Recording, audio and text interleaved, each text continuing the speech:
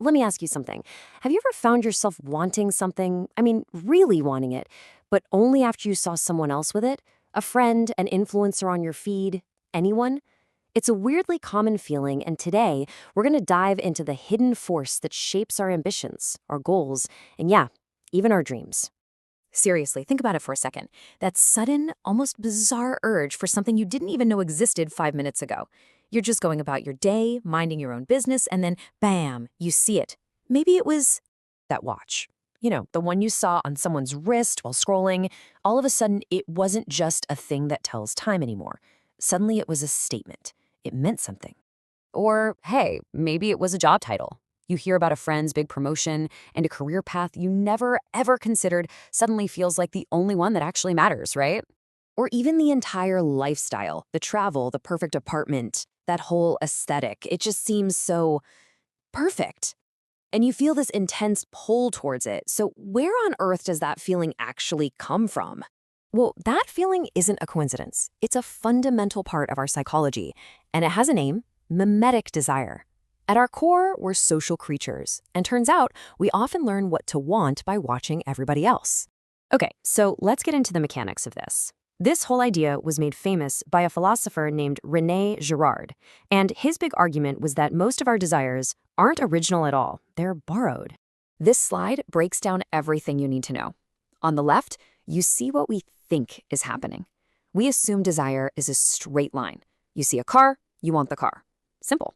But Girard said, nope, not even close. What's really going on is a triangle. There's you, there's the object, and then there's a third person, the model. You see the model wanting the object, and that's the spark that ignites your own desire. The real relationship isn't between you and the car. It's between you and the model. So the official term comes from the Greek word for imitation, mimesis, and it's this really simple but profound idea that we want things not because they have some kind of built-in value, but because someone else's desire has basically painted a giant sign on them that says, this is valuable. And this just nails the point home, doesn't it? Think about a random pair of sneakers. You scroll past them, you don't care at all. But the second your favorite celebrity or an influencer you admire wears them, that shoe is completely transformed. Now it has status. The shoe itself didn't change, but your perception of it did, all because of the model. So if one person can completely change our desires, what happens when it's thousands of people or millions? This is where mimetic desire scales up and becomes a massive social phenomenon. It's not just one-on-one anymore. This thing can go viral. You remember this, right? People literally camping out for days, sleeping on sidewalks, all for the new iPhone. Were they all there because their current phone was broken? Almost definitely not. So what was really happening? They weren't just buying a piece of technology. They were buying a feeling, a status. Being in that line meant you are an innovator. You're ahead of the curve, part of an exclusive club. You are not being left behind. The phone was just a token for that identity. And here's the absolute genius of it. The crowd of people all wanting the same thing becomes the most powerful signal of that thing's value.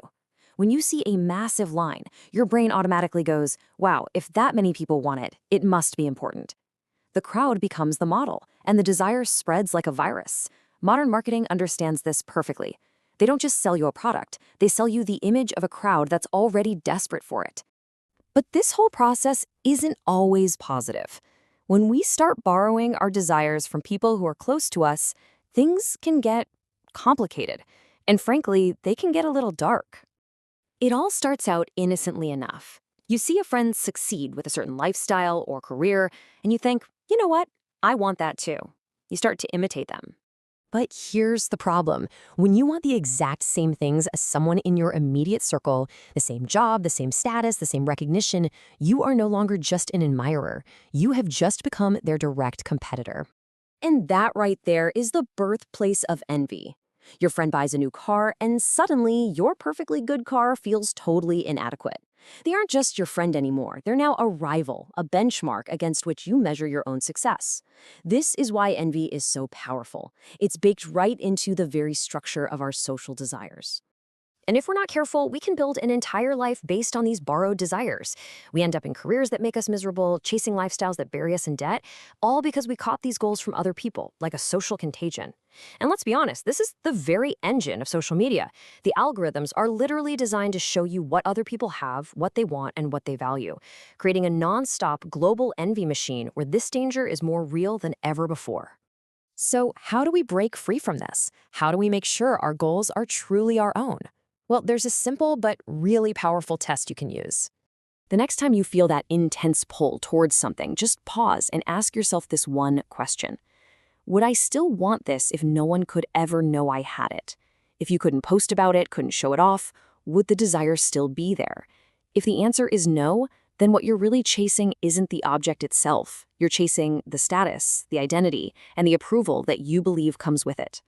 Look, understanding this doesn't mean you can just turn off mimetic desire. It's part of being human. But it does give you the power to choose, the power to distinguish between the things you genuinely value and the things you've simply been told to want. And in a world of borrowed dreams, that distinction, that's everything.